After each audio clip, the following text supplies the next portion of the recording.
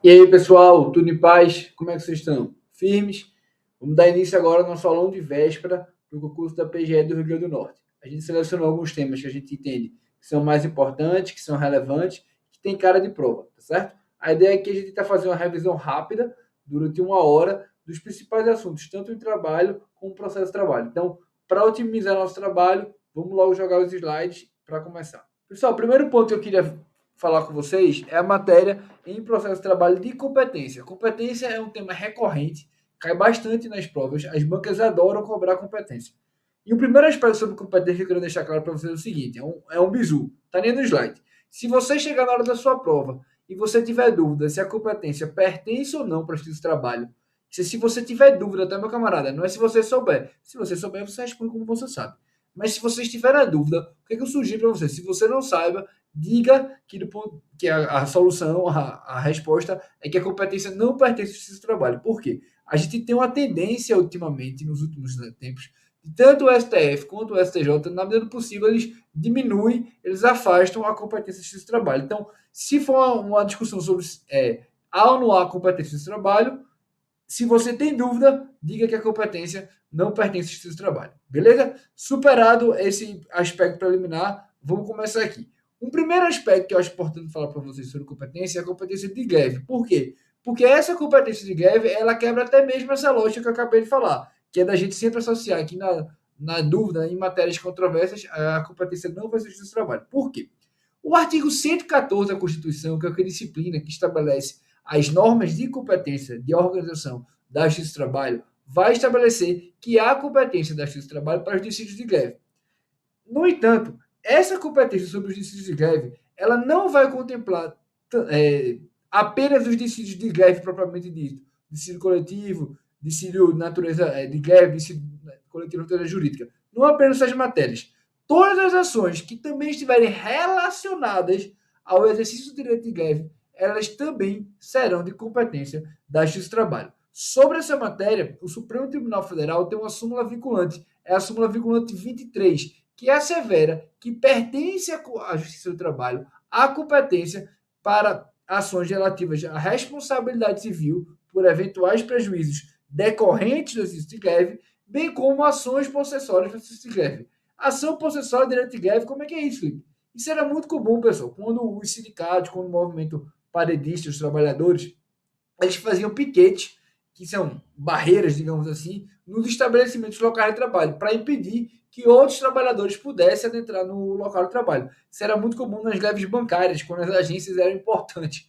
Hoje já não são tanto. Mas qual é a lógica desse movimento? Era você impedir que os trabalhadores ingressassem naquele local, daí, isso é ilegal, naturalmente, o empregador ele teria que entrar com ação de reintegração de posse para poder voltar até aquela permitir o acesso dos empregados que eventualmente não aderissem à greve à agência, ou ele entrava muitas vezes com ação de emissão, uma ação preventiva, antes mesmo que o esbulho acontecesse, ele entrava com ação para evitar que isso fosse ocorresse. Então, todas as controvérsias relevantes à matéria possessória, se ocorrerem no âmbito do direito de greve, a competência pertence ao Justiça do Trabalho. Da mesma forma, na Justiça do Trabalho, a gente tem que observar que há uma competência funcional para os dissídios de greves. Que competência é essa? Um dissídio de greve, pessoal, ele não vai poder ser julgado pelo juiz de primeira instância. Se eu tiver uma discussão sobre se a greve é abusiva ou não, essa competência vai pertencer aos tribunais regionais do trabalho. Quem vai avaliar, portanto, a abusividade e a legalidade de uma greve é um juiz do trabalho. Preste atenção, que isso diz respeito especificamente a um dissídio coletivo de greve. Se eu tiver uma ação de reintegração de posse, aí não, essa competência vai ser justiça comum, justiça de primeira instância, certo? Justiça do Trabalho, por uma ação conexa de greve, mas na primeira instância. Os decídios coletivos de greve são nos tribunais. Mas há uma exceção que é importante saber. Se eu tiver uma greve que ela se estende por mais de um estado, por exemplo, Pernambuco, Paraíba, Goiás e Mato Grosso, se eu tenho essa greve de um alcance maior, essa competência não vai pertencer a um estado ou outro. Essa competência vai pertencer ao Tribunal Superior do Trabalho. Certo? Ainda sobre competência, é importante vocês lembrarem o seguinte: quando houve a publicação da Emenda Constitucional 45, surgiu uma controvérsia sobre se a competência do trabalho ela passaria a contemplar ou não os servidores estatutários. O STF em controle concentrar e constitucionalidade, ADI 3395, ele definiu que a Justiça do Trabalho não tinha competência para matérias referentes a servidores públicos estatutários. Servidores públicos estatutários, competência de justiça comum. E, por outro lado, se fossem empregados públicos de empresas públicas, sociedade de economia mista, essa competência seria da Justiça do Trabalho. Entretanto, o STF, posteriormente, fez uma distinção em relação aos empregados públicos da administração direta, autárquica e fundacional, certo? No que diz respeito especificamente aos conflitos de greve. Então, vejam, a competência do exercício de greve de servidores estatutários, justiça comum. Empregados públicos, justiça do trabalho. Mas, se for um exercício de greve de empregados públicos referente à administração pública direta, autárquica e fundacional, a competência, neste caso, será da justiça comum. Por outro lado, se essa discussão de uma autarquia da justiça sobre empregados públicos se estender por mais do Estado, não será o TST, será, por sua vez, o STJ. Beleza? Vamos agora relembrar algumas decorabazinhas que são importantes no âmbito do procedimento ordinário, tem cara de prova. Essas decoradas são ótimas para a primeira fase. A legislação vai estabelecer o quê, pessoal? O que a CLT estabelece? Que os atos processuais, no âmbito do procedimento ordinário, eles têm que ocorrer das 6 da manhã até as 8 da noite, de segunda a sábado. Certo? As audiências, por sua vez, elas acontecem das 8 às 18, com 5 horas seguidas. Felipe, como é que eu vou decorar? Tem alguma dica, algum bizu para decorar isso? Como é que eu decorei? Eu lembrava assim, o japonês da Federal, quando ia fazer um ato lá, na época da Lava Jato, quando o oficial de justiça vai fazer um ato, o oficial de justiça, ele pode chegar mais cedo e ele pode chegar mais tarde para pegar o final do expediente. Então, ato processual pode começar mais cedo e terminar mais tarde. Logo, começa às 6 horas e termina às 8 horas da noite. Por outro lado, você vai pensar assim, pô, um advogado vai chegar 6 horas da manhã no fórum, qual é o horário mínimo razoável para um advogado chegar na audiência? Pelo menos 8 horas. Então, começa até às 8 horas e é o horário comercial até às 18. Essas 5 horas seguidas, pessoal, é uma norma de saúde para evitar que a audiência perdure por muito tempo. Então, você vai lembrar, começa às 8 até às 18 e pode ter 5 horas seguidas de duração. Ainda no âmbito do procedimento ordinário, é importante a gente lembrar que, com a reforma trabalhista, a exceção de competência passou a ser prevista um novo regulamento. A partir de agora, do momento em que é feita a notificação inicial, do momento que a empregadora ou a reclamada ela é notificada, ela vai ter o prazo de 5 dias para apresentar uma exceção de competência. A exceção de competência, portanto, não é mais apresentada em conjunto com a defesa, ela tem um prazo próprio para apresentação, que é de 5 dias a contar do momento da notificação. Outra modificação, outra novidade relevante da reforma trabalhista foi a matéria referente à presença do preposto. Por quê? Vejam só. No processo do trabalho, a audiência inicial é aquela audiência em que há uma primeira tentativa de conciliação e as partes, se frustrar essa primeira tentativa de conciliação, elas vão apresentar sua defesa. No caso, a reclamada, a empresa vai apresentar sua defesa. Então, a defesa no processo do trabalho ela é apresentada em audiência. Ela é apresentada em mesa. Historicamente, quando a gente tinha um processo físico, o advogado chegava lá com um calhamaque, uma pasta gigante, para apresentar essa defesa. Então, essa defesa é apresentada no momento da sentada da audiência, certo? Por consequência, o entendimento histórico que havia era, se não houver a presença do preposto, a contestação não vai poder ser entregue, porque a presença do preposto é que materializa a presença da empresa, a contestação não poderia ser recebida. Entretanto, com o processo judicial eletrônico, ficou cada vez mais esvaziado, e hoje, o entendimento que consagra na CLT é que, mesmo que o preposto não esteja presente, se houver um advogado presente na audiência, vai poder ocorrer o recebimento da contestação e outros documentos eventualmente juntados, certo? Eu não vou afastar a situação da revelia, que é a ausência do preposto, mas a contestação ela vai ser efetivamente recebida, bem como os documentos que acompanham, se presente naturalmente a figura do advogado. Um outro procedimento que eu queria lembrar com vocês, ainda no procedimento do ordinário, é o procedimento da homologação de acordo extrajudicial. O que é isso, pessoal? Você tinha uma tendência muito grande no âmbito do trabalho de ter procedimentos, muitas vezes, de ações simuladas, reclamações trabalhistas voltadas à simulação de acordo. Então, para evitar isso, a reforma trabalhista instituiu o Instituto do Acordo Judicial. Eu entro com a ação perante o juiz do trabalho com um objetivo muito claro. Eu quero homologar um acordo. Em vez de eu fazer uma lide simulada, eu já entro antecipadamente dizendo que eu quero fazer um acordo e quero que esse acordo seja homologado no juízo para eu ter a segurança da coisa julgada. E há um procedimento específico, especial, designado na reforma para isso, que é cara de prova, é importante você saber. Qual é a peculiaridade? A peculiaridade começa no momento inicial. Por quê? A homologação ela vai ter que ser iniciada por uma petição conjunta. Então, eu tenho uma petição conjunta de ambas as partes, tanto empresa quanto empregado, em que ambas estarão representadas por um advogado. Então, a despeito da gente ter no âmbito do processo de trabalho o Instituto do Juiz Postulante, aqui vão uma revisão. Juiz postulante, pessoal, é a prerrogativa de tanto empregado como empregador no processo de trabalho. Eles podem ajuizar uma reclamação trabalhista ou se defenderem sem a presença do advogado, certo? O Instituto do Juiz Postulante. Então, eu tenho que até a apresentação por advogado, mas esse advogado não pode ser o mesmo. Por quê? A ideia aqui é proteger, dar uma isenção, dar uma segurança maior. Eu tenho que ter um advogado distinto para fazer a representação das diferentes partes, certo? Nesse procedimento, o que, é que vai acontecer? O juiz vai ter o prazo de 15 dias a contar da distribuição para analisar o acordo e proferir uma sentença para se homologar ou não homologar aquele acordo que foi proposto. Outro aspecto interessante é o seguinte: a partir do momento que eu apresento uma petição de homologação da Corte Judicial, essa petição ela não vai me afastar das obrigações legais, especialmente as obrigações referentes ao pagamento das verbas rescisórias. Por quê? O artigo 477 da CLT ele estabelece que as verbas rescisórias têm que ser pagas no prazo de 10 dias a contar da rescisão do contrato de trabalho, sobre pena do pagamento de uma multa no valor de um salário mínimo. Então, se o pagamento não for feito, naquele período, haverá incidência da multa. O simples fato, portanto, de eu ter promovido uma ação de acordo, de homologação de acordo judicial, não vai afastar a incidência dessa multa. Então, se essa multa eventualmente não for ser paga, terá que haver no acordo uma disposição específica. Mas não é um acordo por si só que vai afastar a incidência legal. Então, terá que haver uma disciplina sobre essa multa para eventualmente afastá-la.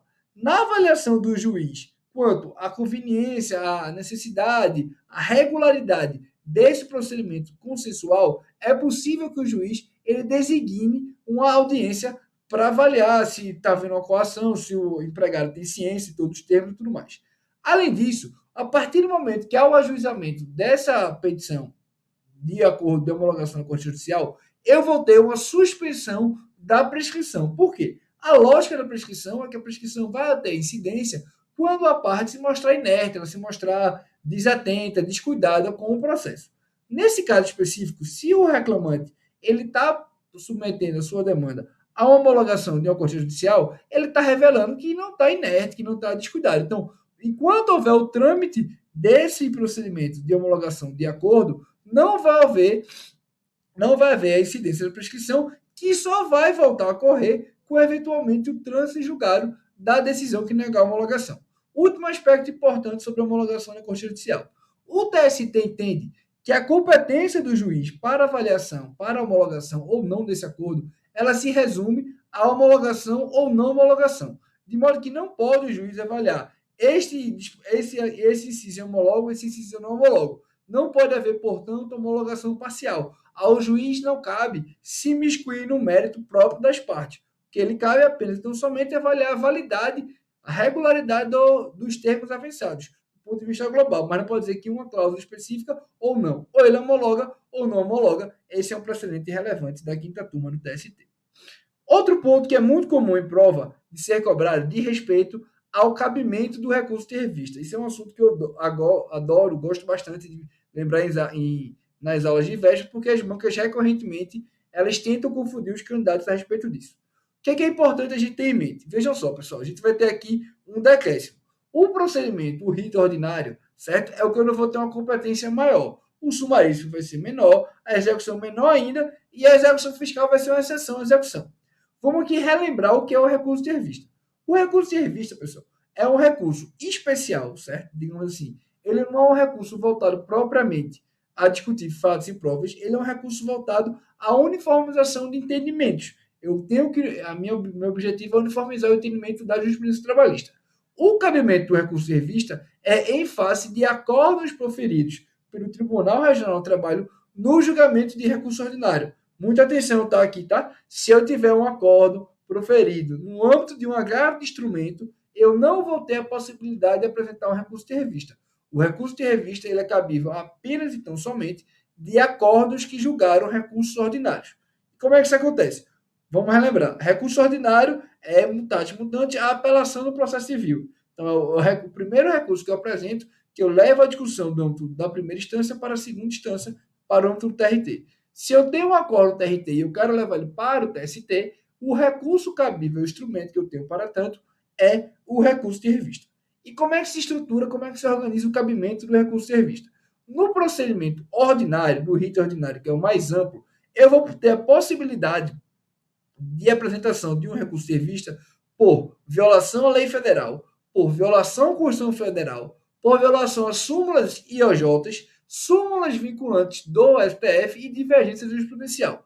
Daí se verifica, desde logo, pessoal, que o recurso de revista é um recurso de fundamentação vinculada. Eu só posso alegar no recurso de revista as controvérsias assim elencadas. Então, eu não posso chegar no recurso de revista e alegar violação à lei estadual, à lei local. Não posso. Por quê? Porque a legislação só estabelece por eventual violação à lei federal ou Constituição Federal. Então, o cabimento do recurso de revista vai restringir a própria cognição, o próprio exame da matéria pelo TST.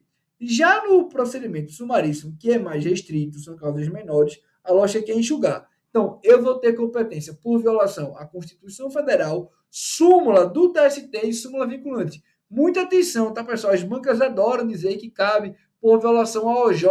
Não cabe recurso de revista por violação à OJ no procedimento sumaríssimo. Como também não vai caber no procedimento sumaríssimo a interposição de recurso de revista por violação à lei federal. Por fim, no âmbito da execução, a gente tem uma lógica que é o seguinte: eu já tive um título executivo constituído, certo? Eu já tive o trânsito julgado e agora eu só estou discutindo, em tese, a quem paga, se quem tem que pagar e quanto tem que pagar. Então, a cognição é muito limitada. Isso é um processo que já passou por toda a fase de conhecimento. A lógica aqui, portanto, é restringir ao máximo o cabimento do recurso de revista, de modo que no âmbito da execução só vai ser cabível a apresentação de recurso de revista por violação à Constituição Federal. Entretanto, no âmbito da execução, a gente vai ter duas exceções, que são as execuções referentes à execução fiscal, porque a Justiça do Trabalho ela tem competência para executar execuções fiscais, tanto é assim que há a competência do próprio juiz do trabalho para constituir, para lançar contribuições previdenciárias sobre os objetos da condenação que ele eventualmente der. Muita atenção, tá, pessoal? Se o juiz do trabalho ele reconhece, vamos fazer uma pequena revisão aqui, se o juiz do trabalho condena uma parte a pagar, por exemplo, R$ 10.000 de horas extras que tem natureza salarial, pode o juiz do trabalho, naquele mesmo momento, condenar a parte a não apenas pagar as verbas salariais, como também fazer o pagamento da respectiva contribuição previdenciária sobre aquelas verbas salariais. Então, pode haver, no âmbito do processo de trabalho, essa execução fiscal, certo? Então, nas execuções fiscais e nas controvérsias relevantes a CNDT, que diabo é CNDT, Felipe? Certidão negativa de débitos trabalhistas. A CNDT, pessoal, para a gente que é da advocacia pública, ela é muito importante. Por quê? É um documento que a própria lei de licitações vai exigir para atestar a regularidade trabalhista do eventual licitante. Então, um processo que eu tenho uma discussão sobre a existência, a regularidade ou não de uma CNDT, ele tem um impacto maior, porque ele vai potencialmente permitir que uma empresa seja desabilitada, não possa participar de um procedimento licitatório. Então, nessa hipótese, a gente vai ter a competência por violação à lei federal, à Constituição Federal e à divergência jurisprudencial. Vejam, portanto, que aqui eu ampliei. Eu não tenho uma discussão apenas sobre Constituição, tal qual acontece na execução. É Constituição, lei federal e divergência jurisprudencial. Mais um ponto que eu queria relembrar com vocês diz respeito ao depósito recursal. O que é o depósito recursal?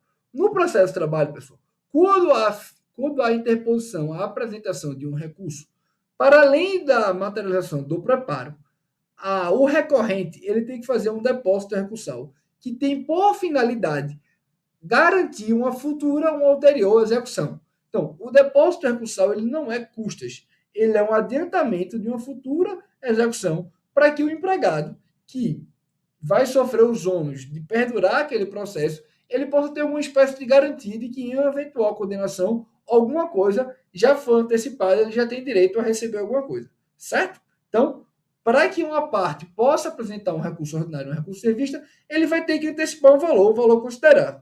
Vejam, e aqui é um outro ponto importante de ser revisado. Como o depósito recursal ele está diretamente vinculado a uma garantia do juízo, o depósito recursal está também limitado ao valor da condenação. Se eu tenho, por exemplo, a condenação de apenas 5 mil e eu tenho um depósito recursal fixado em 10, a parte não vai ter a obrigação de recolher 10. Por quê? A finalidade prevista, que era a garantia do juízo, ela já vai ter sido feita com a realização do depósito no valor de 5 mil reais. Então, essa garantia mínima ela já foi atendida quando eu faço depósito de 5. Se eu fizesse um adiantamento de 10, não teria razão, não teria finalidade. Seria um excesso da própria garantia. Beleza? Como é que a gente tem a estruturação do depósito recursal a partir da reforma trabalhista? A reforma trabalhista, ela de alguma forma foi suavizar, foi relativizar essa cobrança dos depósitos recursais. De modo que os depósitos recursais, eles são cobrados hoje pela metade para as entidades que não têm finalidade lucrativa, para os empregadores domésticos, para os microempreendedores individuais, as microempresas e as empresas de pequeno porte. A lógica aqui, pessoal, é que entidade sem fim lucrativo, empregado doméstico, microempreendedor, não tem uma capacidade econômica muito grande. Então, a lógica aqui é reduzir. Eu tenho que fazer o depósito recursal, mas esse depósito ser pela metade. Por outro lado, eu vou ter 3 hipóteses em que eu vou ter uma absoluta isenção total da necessidade de fazer o recolhimento do depósito recursal. Isso acontece para os beneficiários da justiça gratuita, em que, em relação a eles, não haverá nenhuma necessidade de depósito recursal, bem como as entidades filantrópicas e as empresas de recuperação judicial. Muita atenção aqui para não confundir, tá? Entidade sem fim lucrativo tem que fazer depósito recursal pela metade. Entidade filantrópica, ela vai ter que fazer nenhum depósito recursal, certo? Então, filantrópica não faz nada. Sem fim lucrativo, faz pela metade. E empresas em recuperação judicial também não tem a obrigação de fazer o recolhimento de depósito, que aqui é a lógica que a empresa está tentando se soerguer, está tentando se reorganizar e está submetida, em tese, a um plano de pagamento da recuperação judicial. Se eu exijo a necessidade de fazer um depósito recursal, eu posso ter até discussões porque está se adiantando o valor para um e não para outro, certo? Como é que eu fiz para decorar isso para a prova, que talvez possa lhe ajudar o mnemônico? Eu fazia a seguinte associação, a seguinte frase, o que é que eu pensava? Seja para microempreendedores, seja para empresas de pequeno porte, o doméstico não dá lucro. Isso era a frase que eu usei para decorar depósito recursal pela metade. E para ser isenção total, uma frase que eu lembrava sempre é o seguinte: é justo que quem file vai em recuperação. É justo, justiça gratuita, quem file entidade de recuperação judicial e recuperação, naturalmente, recuperação judicial. Então, esses são os pontos que eu achei importante compartilhar com vocês em processo de trabalho. Pessoal, vamos agora começar direito do trabalho. Qual é o assunto que eu queria começar a revisar com vocês, que eu sempre acho que tem cara de prova e que é muito comum a cobrança nas provas. É a matéria referente à jornada de trabalho. Vamos revisar aqui alguns principais pontos. O primeiro aspecto que eu queria lembrar com vocês de respeito ao horário noturno, certo? O horário noturno, pessoal, dada a sua natureza, por ser um trabalho mais desgastante, o nosso organismo ele não é feito para produzir à noite, a gente é feito para dormir à noite. Então há uma compreensão do legislador que o trabalho noturno é mais desgastante. Por isso, os trabalhadores urbanos que trabalham no horário noturno, que aí o horário noturno é o compreendido aquele entre as 10 da noite até as 5 da manhã, eles fazem jus a um adicional remuneratório de 20%. E além dessa hora de trabalho ela valer 20% a mais, há uma presunção, uma ficção legal que o atingimento de uma hora de trabalho ele é feito com um horário reduzido de 52 minutos e 30 segundos. Em outras palavras, para que o trabalhador faça jus ao recebimento de uma hora de trabalho, basta ele trabalhar 52 minutos e 30 segundos, certo? É uma forma de compensar, de melhor remunerar o trabalhador por estar trabalhando numa situação mais desgastante, que é o trabalho à noite. Além disso, vamos lembrar um aspecto referente ao teletrabalho, que todo mundo gosta, está ansioso para saber se tem teletrabalho ou não tem teletrabalho.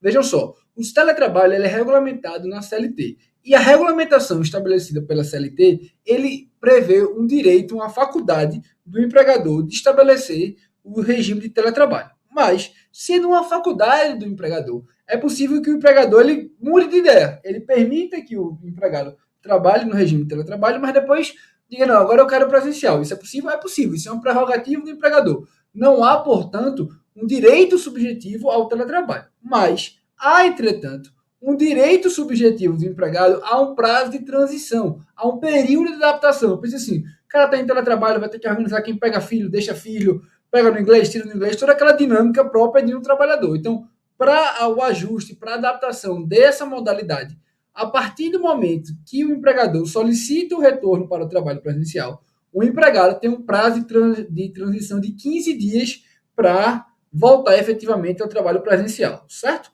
Um outro aspecto que é muito importante sobre jornada de trabalho diz respeito ao banco de horas, que é a modalidade de compensação de jornada, certo?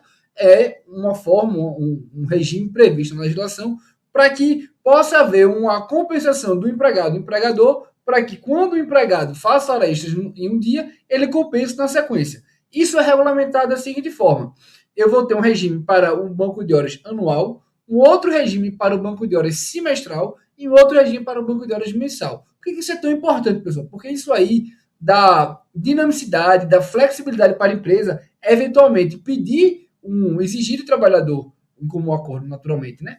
Uma prestação de serviço extraordinário, as horas extras, e essas horas extras, elas não serão objeto de remuneração, elas serão objeto de compensação. E qual o requisito que a legislação estabelece para que haja um banco de horas anual? Que é qual é a lógica? Eu fiz hora extra no dia, aquela hora extra que foi feita, aquele trabalho extraordinário, ele vai poder ser compensado até um ano depois daquele momento, certo? Eu vou ter um banco de horas, um período de um ano para fazer a compensação do regime. Normalmente se coloca de janeiro a janeiro, julho a julho, você vai ter um marco temporal, certo? Se for um banco de horas anual, vai ser necessária a previsão em acordo coletivo ou convenção coletiva. E aqui vamos lembrar, tá? Acordo coletivo é aquele instrumento, aquele negócio coletivo firmado entre o sindicato dos empregados e a empresa, certo? Porque a empresa tem personalidade jurídica, é sujeito coletivo do ponto de vista do direito coletivo do trabalho. Por outro lado, a convenção coletiva é aquele acordo, aquele negócio jurídico coletivo firmado entre sindicatos. Eu vou ter o sindicato dos empregados e o sindicato da categoria patronal. Para além do banco de horas anual, eu tenho também a possibilidade de um banco de horas semestral, em que vai ser possível, naturalmente, além do acordo da convenção coletiva, um acordo individual escrito. Então, eu vou ter a possibilidade do empregado diretamente firmar um ajuste com o empregador para estabelecer uma compensação semestral de horas extras. Por fim, a última modalidade que a gente vai ter de banco de horas é o banco de horas mensal. E nessa hipótese do banco de horas mensal, eu tenho a possibilidade tanto do ACT, do CCT, do acordo coletivo, da convenção coletiva, como do acordo individual escrito, ou também do acordo tácito, certo? Eu vou ter uma dispensa dessa formalização. Mais um aspecto sobre a jornada de trabalho que eu queria falar com você, é a questão dos intervalos. A gente tem dois intervalos que é importante você lembrar para a prova. A gente tem um intervalo intra-jornada, certo? Que é aquele intervalo que tem que ser concedido dentro da prestação, dentro da execução da jornada de trabalho, certo? É aquele tradicional conhecido horário de almoço, certo? O horário de almoço é o intervalo intra-jornada. E o que a reforma trabalhista estabeleceu sobre esse acordo, esse intervalo intra-jornada? Que a não concessão ou a concessão parcial do intervalo intra-jornada, ele gera o direito ao pagamento apenas do período suprimido. O que é isso? Eu tenho o direito, pela legislação, a trabalhar, a descansar uma hora, mas o meu empregador ele só me dá um horário de almoço de 40 minutos. Então, eu tenho direito a 20 minutos a mais de descanso que eu fui obrigado a retornar. Antes da reforma trabalhista, se houvesse a concessão parcial, a empresa era obrigada a pagar a hora inteira. No entanto, com a reforma, eu só tenho a obrigação de pagar aquilo que foi suprimido. Então, se só me foi dado 40 minutos de descanso para o almoço de intervalo da jornada, eu vou fazer jus apenas então somente ao período suprimido, que vai ser 20 minutos. E outro aspecto, esse período suprimido, ele não vai mais ser pago de forma salarial, ele vai ser pago de forma indenizatória. Qual a relevância disso? Eu não vou ter reflexos, FGTS, contribuição previdenciária e tudo mais. Eu faço o pagamento de forma indenizada apenas do período que foi suprimido. Qual outro intervalo que é importante vocês não confundirem? A gente está falando do intervalo intrajornada. A gente tem uma segunda modalidade de intervalo, que é o intervalo interjornada, que é aquele entre o fim de uma prestação, o fim de uma jornada de trabalho e o início de outra jornada de trabalho, que a legislação estabelece que é de 11 horas. Então, se eu estava dando curso de prova oral para revisão e trabalhei até a meia-noite, o revisão só vai poder exigir que eu volte a dar o curso a partir de pelo menos 11 horas da manhã, certo? Tem que se respeitar do término da jornada de trabalho para o início de outra, no período de 11 horas. Último aspecto sobre jornada de trabalho. A partir de quando eu tenho a obrigatoriedade do registro de ponto? Quando eu tenho 20 empregados. E por que isso é importante, pessoal? Por quê? A partir do momento que a empresa ela tem a obrigatoriedade do registro de ponto, isso vai ter uma repercussão direta no aspecto probatório. Por quê? Sendo da empresa a obrigatoriedade do registro de ponto, caberá a ela, em juízo, fazer a prova da jornada de trabalho. Então, se eu tenho uma empresa com mais de 20 empregados uma empresa com mais de 20 empregados e é uma reclamação na justiça por horas extras, vai caber ao empregador, à empresa, apresentar o controle de frequência para atestar qual a jornada de trabalho. Não apresentando à empresa o controle de frequência, a jornada de trabalho, o registro, a obrigatoriedade do ponto, vai haver uma presunção de que a jornada que foi declinada na petição inicial pelo reclamante, ela se faz verdadeira. Por quê? Porque há uma obrigação legal da empresa fazer esse registro de ponto a partir do momento que ela conta com 20 empregados. Beleza? Outro ponto que tem objeto de matéria específica, item específico no edital de vocês, é a matéria referente à sucessão de empregadores. Quais são os requisitos que a gente tem para essa sucessão de empregadores? É necessário alienação da empresa, certo? Eu tenho, o que seria essa sucessão de empregadores? Eu tenho uma empresa e ela vai ser sucedida, eu tenho um empregador que vai ser sucedido por outro. Os requisitos vão ser alienação da empresa e que a atividade empresarial ela seja continuada, certo? Eu tenho uma empresa de sushi, outra pessoa compra e continua exercendo a mesma atividade. Então, houve a venda da empresa, alguém adquiriu e desenvolveu a mesma atividade que antes era desenvolvida. O que é que isso é importante? Sobre a ótica da responsabilidade. Por quê? A legislação trabalhista vai dizer que o sucessor, eu que adquiri essa empresa, certo? Essa empresa sushi, eu vou responder por todos os direitos trabalhistas dos empregados que passaram a me prestar serviços. Então, eu tenho a continuidade da prestação de serviço, eu incorporo aqueles contratos de trabalho e eu vou passar a responder por eventuais débitos daqueles direitos dos trabalhadores. Quando é que eu vou ter a possibilidade de não assumir essa responsabilidade? Quando é que eu vou estar excluído dessa responsabilidade? A exclusão da responsabilidade do empregador acontece quando houver uma aquisição dessa empresa em asta pública, quando eu tiver uma situação de falência em que eu tive a alienação conjunta ou separada de um ativo, ou de recuperação judicial com alienação das filiais. Por quê? Na falência e na recuperação, eu tenho uma situação de insolvência. Ninguém vai querer comprar uma empresa se tiver que assumir todo o passivo conjunto. Então, quando eu adquiro em asta pública em falência ou em recuperação, eu estou adquirindo só aquilo ali e eu não estou pegando o passivo, perdão. Porque se eu pegar o passivo, a empresa está quebrada e ninguém vai comprar. Certo? Então, a legislação prevê que nessa hipótese não haverá responsabilidade. Como é que funciona a responsabilidade, por outro lado, do sócio retirante, certo? O sócio que se retira da sociedade. A legislação estabelece, pessoal, que o sócio que se retira de uma sociedade, ele vai ter uma responsabilidade por débitos trabalhistas de forma subsidiária, por eventuais dívidas no período de 2 anos a contar da averbação da sua ida. Então, não é do momento que efetivamente ele sai e eu deixei de ser sócio, não estou mais cuidando da empresa. Não é isso. É do momento que essa sua saída é averbada, salvo, naturalmente, por legislação, fraude. Se for fraude, nunca houve efetivamente essa saída, ele finge que saiu e continua exercendo a gerência, a administração, vai permanecer tendo a responsabilidade.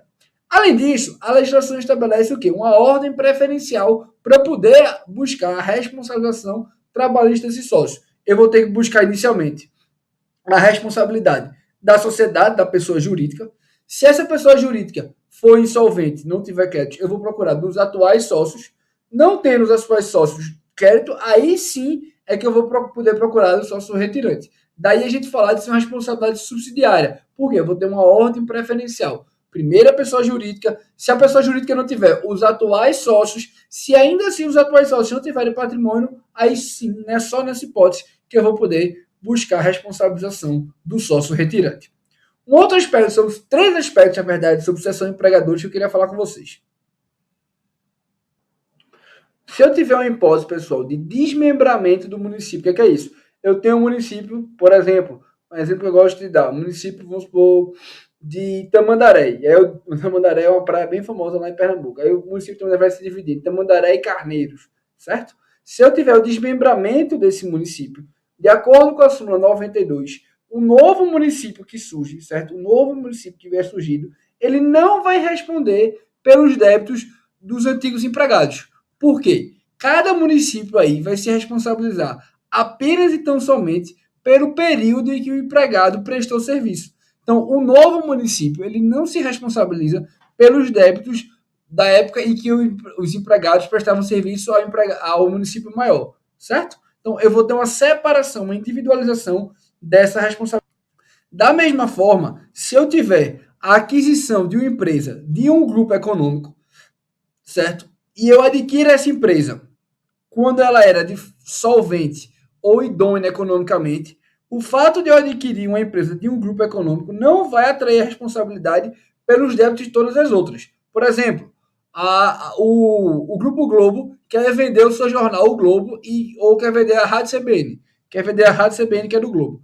Quem compra, por exemplo, se o Spotify comprar a Rádio CBN, ele não vai responder por eventuais débitos da editora Globo, da TV Globo, do jornal Globo. Ele vai só responder pelos débitos que eventualmente existirem referente à Rádio CBN. Salvo, naturalmente, e aí sempre bom lembrar esse caso, se eu tiver uma hipótese de aquisição por má-fé ou fraude nessa sucessão, certo? Então, salvo má-fé, fraude ou fraude, não vai haver responsabilização em relação às outras empresas do grupo econômico.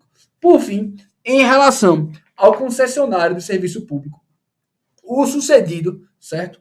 Se eu tenho uma concessão e aí eu vou ter um novo concessionário, o sucedido vai responder apenas de forma subsidiária, certo? Pelos débitos trabalhistas conteridos até a sucessão. Qual a lógica aqui? Eu tenho uma concessão, eu tenho uma nova empresa que adquiriu, essa nova empresa vai assumir responsabilidade. Aquele que foi sucedido, ele só vai ter responsabilidade trabalhista de forma subsidiária pelos débitos que forem contraídos até o momento da sucessão. Outro ponto que é muito comum em prova, eu sempre gosto de lembrar, é a questão das férias. Primeiro, vamos lembrar, as férias vão ter um período aquisitivo de quê? De 12 meses. Eu tenho 12 meses para adquirir as férias e eu vou ter mais um período concessivo de mais 12 meses, certo? Então, na prática, no momento que o empregado entra numa empresa, ele vai ter 24 meses para gozar as suas férias. Porque em 12 meses ele adquire e ele vai ter mais 12 meses para gozar. Se não houver o pagamento, melhor dizendo, se não houver a concessão das férias nesse período de 24 meses, as férias vão ter que ser pagas em dobro com base na remuneração atual do empregado.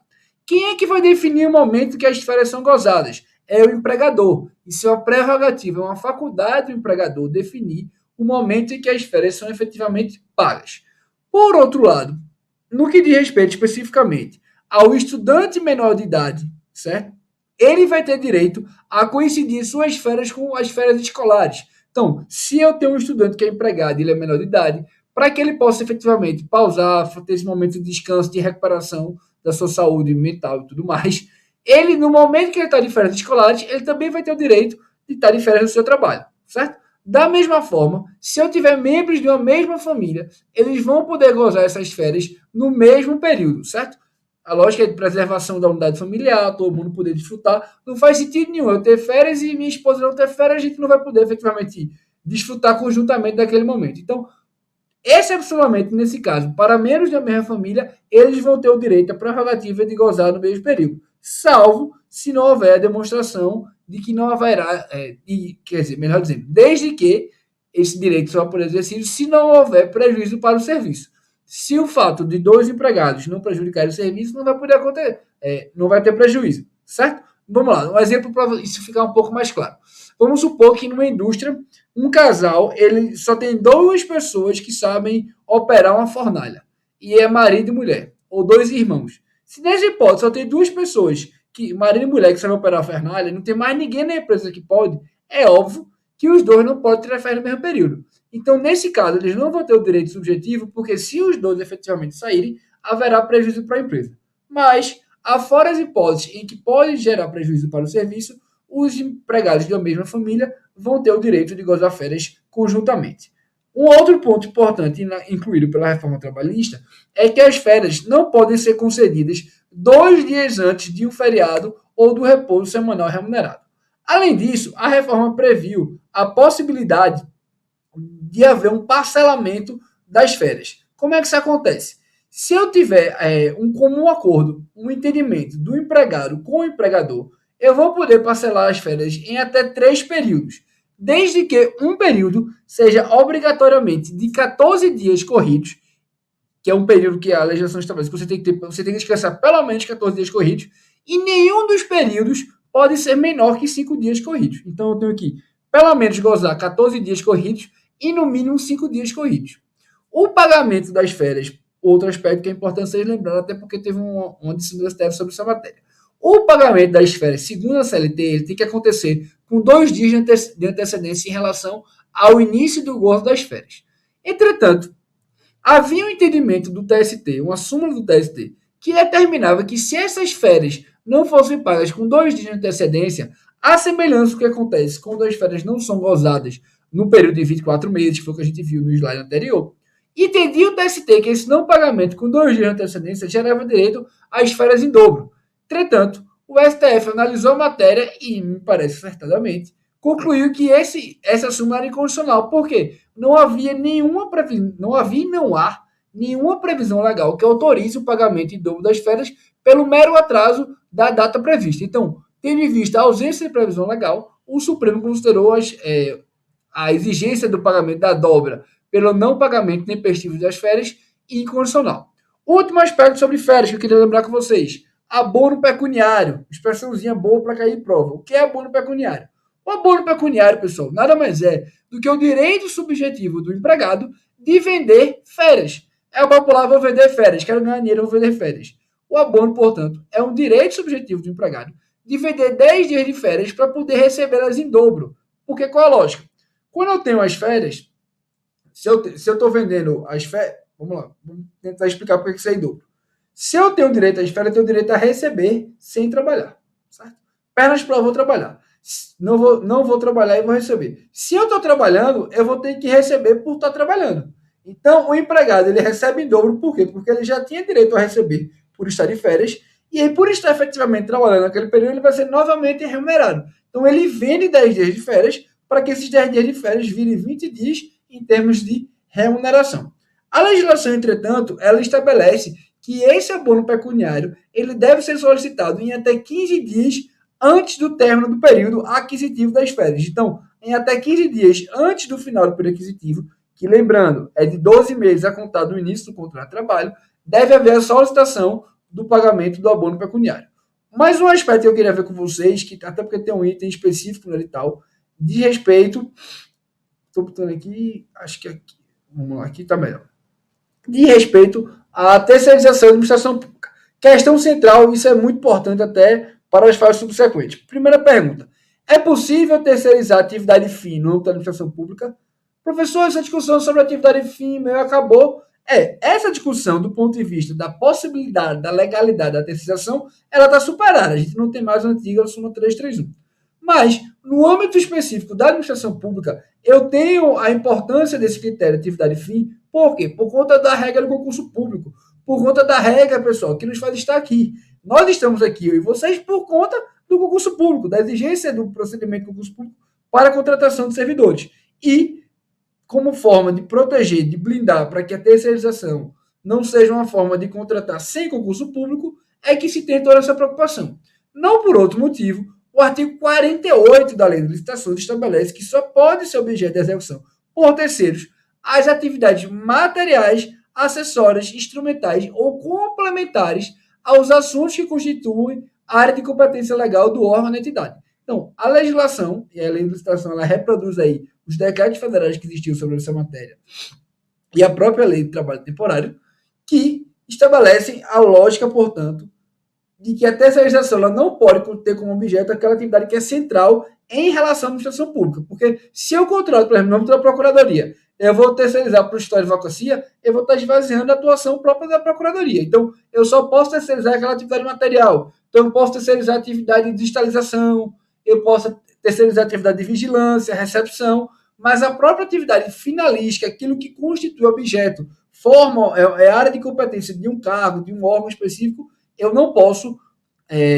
fazer a terceirização para terceiros sobre pena de violar a regra do concurso público. Certo? Além disso, a legislação vai estabelecer, a Lei de Licitações, eu queria lembrar isso com vocês, ela estabelece algumas regras específicas que eu acho que podem ser eventualmente cobradas na área de direito do trabalho e que é importante vocês saberem, que é o quê? O tomador de serviço, certo? Ele não pode indicar pessoas expressamente para executar a tarefa, porque se eu sou tomador de serviço, eu sou administração pública, eu não posso, no regime da terceirização, exercer subordinação. Então, esse ato de indicar a pessoa, ela vai caracterizar uma personalidade e uma subordinação. Então, não posso ter vínculo de subordinação diretamente entre o gestor público e o funcionário terceirizado. Quem exerce efetivamente a subordinação é a empresa contratada, a empresa terceirizada. Da mesma forma, a lei de licitação ela impede que tenha a fixação de um salário inferior ao que foi definido em lei. Da mesma forma, há uma vedação ao pagamento de salários de forma através de reembolso. Mas o que é que eu queria dar destaque mais importante aqui com vocês? Eu não posso, no âmbito da terceirização da administração pública, ter a prerrogativa, enquanto administrador público, de exercer a subordinação perante o empregado terceirizado. O que afasta a caracterização de um vínculo de emprego numa terceirização é o exercício da subordinação. Então, não pode a administração pública, no contrato de terceirização, exercer subordinação, dirigir, comandar, organizar a prestação de serviço. Essa é uma prerrogativa, embora às vezes a prática nos diga o contrário, essa deve ser uma prerrogativa própria, inerente ao próprio empregador, que não é o tomador de serviços, que não é a administração pública. Beleza? E no que diz respeito à responsabilidade, o que, é que a gente tem? A gente tem, pessoal, que em regra, a legislação vai estabelecer que o tomador de serviço ele vai ter responsabilidade subsidiária por eventuais débitos do prestador.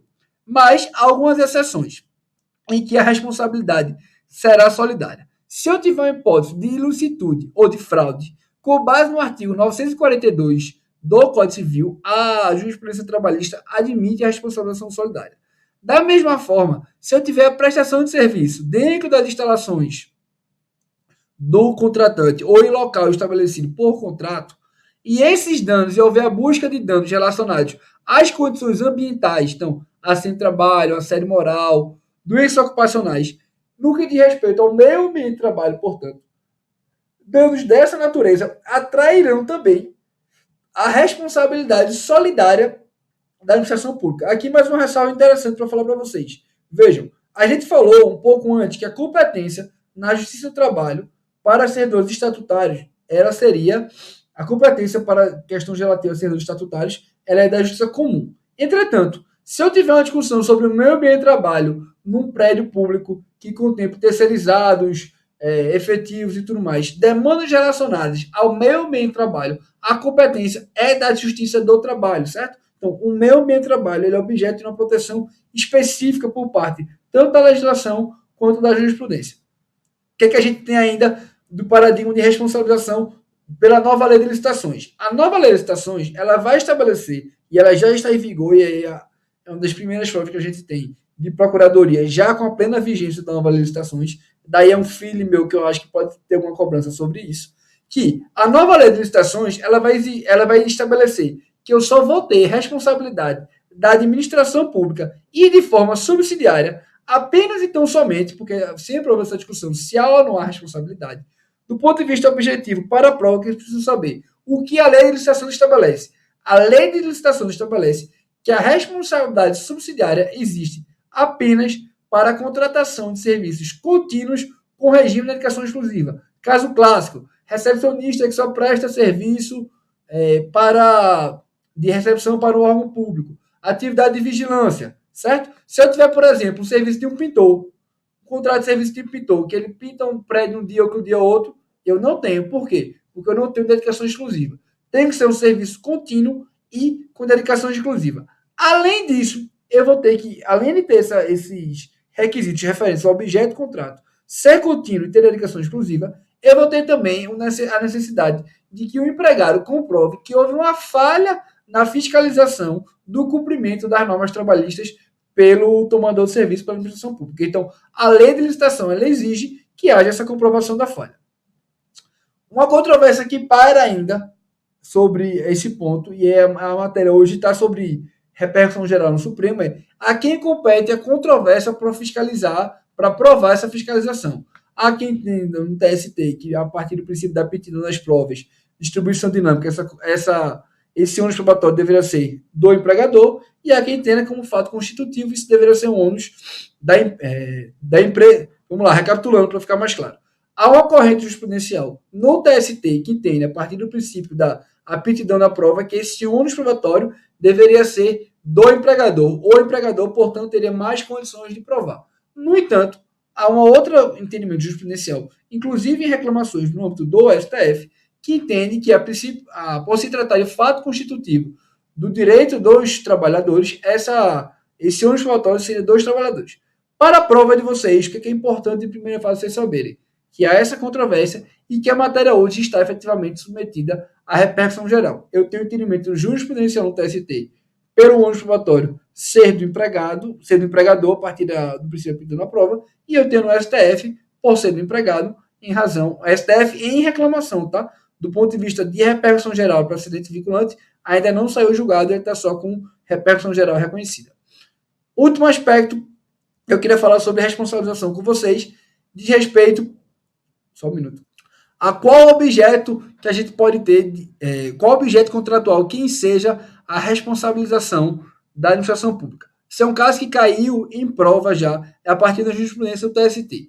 Eu não vou ter, pessoal, responsabilização da administração pública quando eu tiver um contrato de natureza comercial. Apenas contratos de prestação de serviços contínuos é quem seja a responsabilização da administração. Caso concreto, eu tenho um contrato de fornecimento de merendas para escolas. As merendeiras, nesses casos, elas não prestam serviço para o Estado. Elas prestam serviço para uma empresa que vende uma merenda. Então, o contrato de fornecimento de merenda não é um contrato de prestação de serviço, é um contrato comercial de entrega de um produto. Então, nesse caso, eu não posso ventilar a responsabilização da administração pública. Da mesma forma, se eu tenho uma situação que a administração ela simplesmente não participou de uma rescisão contratual, de um procedimento de rescisão contratual, essa ausência da participação da administração não tem como caracterizar por si só uma conduta culposa da administração e assim ensejar a sua responsabilização. Esse é o entendimento do TST. O TST entende que a simples ausência da administração no procedimento de rescisão não caracteriza uma culpa e uma falha de fiscalização. Isso é assim, um tanto quanto natural. O pessoal pensa assim, com toda a prestação de serviço tem um ministério, de uma Secretaria de Saúde. Quantos terceirizados tem, a estrutura que você deveria montar para fiscalizar efetivamente todas as decisões contratuais. Então, o TST entende que o simples fato da administração não participar da rescisão não significa que teve uma falha na fiscalização. Um ponto importante para vocês, que isso também tem a ver com o direito constitucional, é bom lembrar, acho importante, é sobre a questão da reclamação. Vejam, a gente tinha um precedente vinculante, que era a DC 16, sobre essa matéria. Esse precedente, entretanto, foi substituído por um recurso extraordinário. E do ponto de vista processual, qual foi a consequência? A reclamação trabalhista, no que diz respeito a decisões proferidas no controle difuso de constitucionalidade, ele só se torna possível manejar uma reclamação por decisão de controle difuso se eu tiver o esgotamento da instância ordinária. Então, o STF ele restringiu o cabimento da reclamação trabalhista, especialmente porque a administração pública todo mundo manejava trocentas reclamações trabalhistas quando o precedente era ADC. Quando o precedente passa a ser recurso extraordinário, eu vou ter que esgotar as instâncias ordinárias para poder efetivamente manejar a reclamação. Último aspecto sobre terceirização para falar com vocês, precedente do STF, ministro Barroso, era o relator, havia uma discussão sobre o seguinte fato. Se eu tenho, caso concreto, um engenheiro terceirizado que presta um serviço idêntico ao engenheiro do tomador de serviço, que é a administração pública, certo? Especificamente. Se eu tenho, eles prestam o mesmo serviço, o serviço é igual. Pode o empregado, a empresa de terceirização, pagar um serviço menor para o terceirizado em relação ao tomador de serviço? Esse empregado terceirizado, ele tem direito, eventualmente, a uma equiparação salarial, a receber o mesmo que o empregado efetivo recebe? Para o STF, não há essa responsabilidade. Por quê? São empregadores diferentes. O empregado efetivo do empregado terceirizado é a empresa prestando serviço.